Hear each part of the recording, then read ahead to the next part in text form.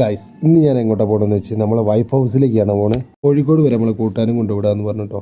പക്ഷേ അതിൻ്റെ ഇടയ്ക്ക് നല്ല മഴ പെയ്തുകൊണ്ട് കോഴിക്കോട് വരെയുള്ള വീഡിയോസ് നമുക്ക് എടുക്കാൻ പറ്റാതായി പോയിട്ടുണ്ട്.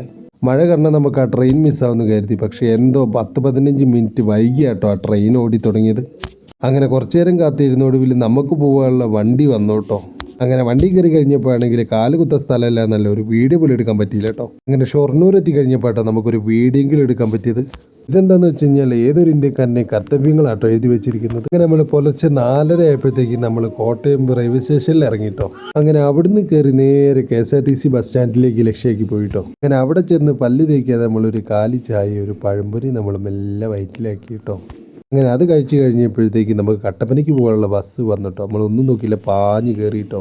അങ്ങനെ സൈഡ് സീറ്റിലിരുന്ന് പുറത്തെ വീഡിയോസൊക്കെ കുറച്ച് എടുത്തപ്പോഴത്തേക്ക് കട്ടപ്പന എത്തിയത് അറിഞ്ഞില്ല കേട്ടോ. അങ്ങനെ അവിടെ ചെന്ന് നമ്മൾ നേരെ ഒരു കാലിച്ചായ ഒരു വടയും കഴിച്ചിട്ടോ. എന്തോ പല്ല് തേക്കാത്തതുകൊണ്ട് നല്ല ടേസ്റ്റ് ഉണ്ടായിരുന്നു കേട്ടോ. അങ്ങനെ നമ്മൾ അവിടുന്ന് ഓട്ടോയിൽ കയറിയിട്ട് നമ്മൾ ശാന്തിപ്പടി എന്ന് പറഞ്ഞ സ്ഥലത്ത് പോയി ഇറങ്ങിട്ടോ. അവിടെ ഇറങ്ങി നടക്കുമ്പോഴാണ് ശബരിമല പോലത്തെ ഒരു കയറ്റം കയറാനുണ്ട് കേട്ടോ.